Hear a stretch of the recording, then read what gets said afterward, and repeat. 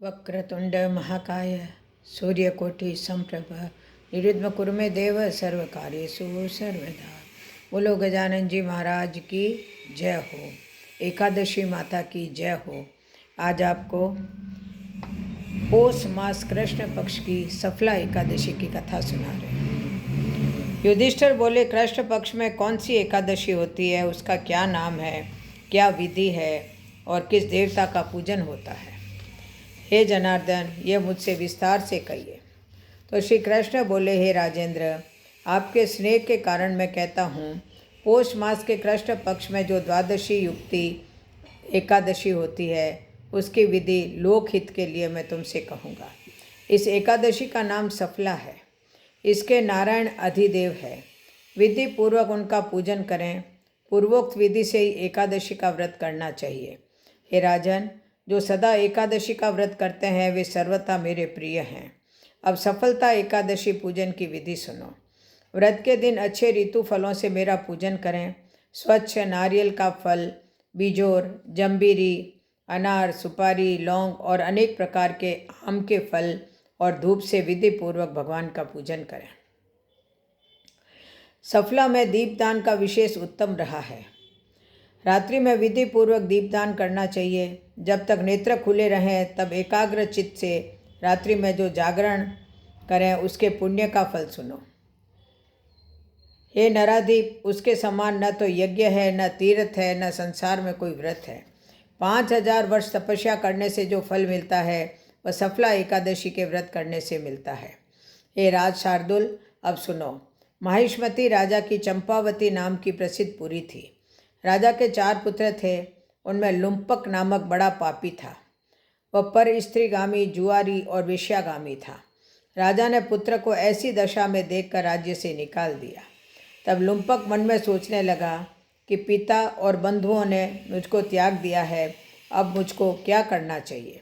इस प्रकार चिंता करते हुए उसने विचार किया कि मैं दिन में वन में चला जाऊंगा, फिर रात को वन से आकर पुरी में रहूंगा।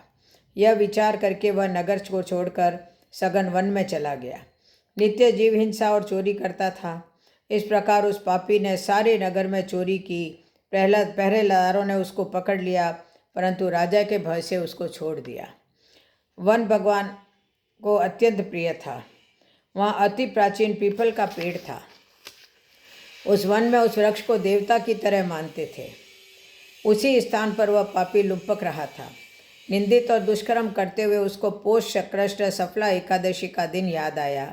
ये राजन, दशमी की रात्रि को वस्त्रहीन होने के कारण शीत से पीड़ित होकर बेहोश हो गया। शीत के कारण पीपल के नीचे उसको नींद नहीं आई और वह मृतक के समान हो गया। दांतों को कटकटाते हुए रात बीत गई। सूर्योदय होने पर भी उसको होश नहीं आया। सफला एकादशी के दिन लुम्पक बेहोश पड़ा रहा। जब मध्याह्न हुआ तब उसको होश आया। चैतन्य होने पर थोड़ी देर बाद वह अपने आसन से उठा। वह पग पग पर गिरता पड़ता लंगड़े की तरह चलने लगा। वह भूख प्यास से पीड़ित होकर वन में गया। उस दुष्ट लुम्पक को जीव हिंसा की शक्ति नहीं रही। जो फल भूमि पर पड़े हुए थे उनको उठा लाया। जब तक वह आया सूर्य अस्त हो गया।